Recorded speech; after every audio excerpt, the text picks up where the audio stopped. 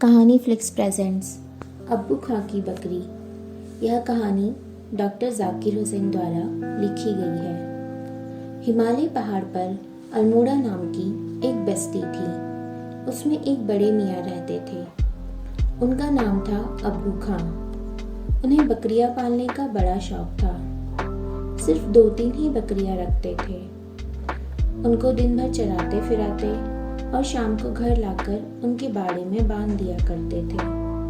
अब्बू बड़े गरीब थे और भाग्य भी उनका साथ नहीं देता था। उनकी बकरियां कभी न कभी रस्सी उड़ाकर बाड़े से भाग जाया करती थी। पहाड़ पर एक भेड़िया भी रहता था। वह उन बकरियों को खाने की ताक में बैठा रहता। मगर अजीब बात है कि ना अब्बू खां का प्यार, न शाम के दाने का लालच और न ही भेड़िए का डर उन्हें भागने से रोक पाता था। हो सकता है ये पहाड़ी जानवर अपनी आजादी से इतना अधिक प्यार करते हो कि उसे किसी भी कीमत पर बेचने के लिए तैयार ना हो। जब भी कोई बकरी भाग जाती, अब्बू खां बेचारे सिर पकड़कर बैठ जाते। हर बार वह यही सोचते, अब से बकरी नहीं पालूंगा। मगर अकेलापन खाए जाता था। थोड़े दिन तक तो वह बिना बकरियों के रह लेते, फिर कहीं से एक बकरी खरीद कर लाते। इस बार जो वे बकरी खरीद कर लाए थे वह बहुत ही सुंदर सफेद रंग की थी और उसके काले काले सींग भी बहुत ही प्यारे लगते थे और सीधी तो इतनी थी कि कोई बच्चा दूह ले। अब्बू खां इस बकरी को बहुत चाहते थे। इसका नाम उन्होंने चांदनी रखा था। दिन भर उससे बातें करते रहते। अपनी इस नई बकरी चांदनी के लिए उन्होंने एक नया इंतजाम किया। घर के बाहर उनका एक छोटा सा खेत था। उसके चारों तरफ उन्होंने कांटे जमाकर एक बड़ा सा बाड़ा बनवा दिया। इसके बीच वे चांदनी को बांधते थे और रस्सी भी इतनी लंबी रखते थे कि वह इधर उधर घूम के घास चर सके। इस तरह बहुत दिन बीत गए। अब्बू खां को विश्वास हो गया कि चांदनी कहीं नहीं जा सकती। मगर अब्बू खां धोखे में थे। आज़ादी की इच्छा इतनी आसानी से किसी के मन से नहीं जाती।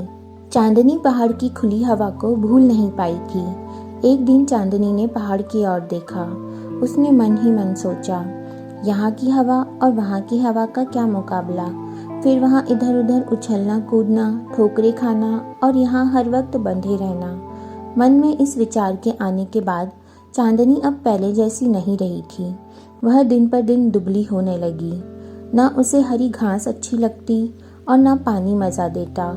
अजीब सी दर्द भरी आवाज़ में वह मैं चिल्लाती। अब्बू खां समझ गए कि हो ना हो कोई बात ज़रूर है, लेकिन उनकी समझ में ना आता था कि बात क्या है।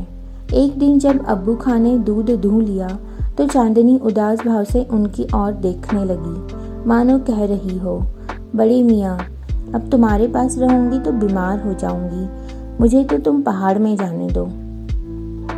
अब्बू खां मानो उसकी बात समझ गए। चिल्ला कर बोले, या अल्लाह, अब यह भी जाने को कहती है। वह सोचने लगे, अगर यह पहाड़ पर चली गई तो भेड़िया इसे भी खा जाएगा। पहले भी वह कहीं बकरियां खा चुका है। उसे चांदनी पर बहुत गुस्सा आया। उन्होंने तय किया कि चाहे जो हो जाए वे चांदनी को पहाड़ पर नहीं जाने देंगे। उसे भेड़िए से जरूर बचाएंगे। अब्बू खां ने चांदनी को कोठरी में बंद कर दिया, ऊपर से साकल चढ़ा दी। मगर गुस्से और झुंझलाहट से वे कोठरी की खिड़की बंद करना भूल गए। इधर उन्होंने कुंडी चढ़ाई और उधर चांदनी उचक कर खिड़की से बाहर। चांदनी पहाड़ पर जा पहुंची तो उसकी खुशी का क्या ही पूछना। पहाड़ पर पेड़ उसने पहले भी देखे थे, लेकिन आज उनका रंग और ही था। चांदनी कभी इधर उछलती, कभी उधर, कभी यहाँ कूदी, कभी वहाँ, कभी चट्टान पर, कभी गड्ढे में। इधर जरा फिसली, फिर संभली। एक चांदनी के आने से पहाड़ पर रौनक आ गई थी। दोपहर तक वह इतनी उछली कूदी कि शायद सारी उम्र में इतना ना उछली कूदी होगी। दोपहर ढले उसे पहाड़ी बकरियों का एक झुंड दिखा। थोड़ी देर वह उनके साथ में रही। दोपहर बाद जब बकरियों का झुंड जाने लगा तब वह उनके साथ नहीं गई। उसे आज़ादी इतनी प्यारी थी कि वह किसी के बंधन में पड़ना नहीं चाहती थी। शाम का वक्त हुआ, ठंडी हवा चलने लगी, सारा पहाड़ लाल हो गया। चांदनी पहाड़ से अब्बू खां के घर को देख रही थी। धीरे धीरे अब्बू खां का घर और कांटे वाला घेरा रात के अंधेरे में छिप गया। रात का अंधेरा गहरा था। पहाड़ में एक तरफ आवाज आई, खूं खूं। यह आवाज सुनकर चांदनी को भेड़िए का ख्याल आया। दिन भर में एक बार भी उसका ख्याल उधर न गया था। पहाड़ के नीचे सीटी और बिगुल की आवाज आई। वह बेचारे अब्बू खां थे। वे कोशिश कर रहे थे कि सीटी और बिगुल की आवाज सुनकर चांदनी शायद लौट आए। उधर से दुश्मन भेड़िए की आवाज आ रही थी।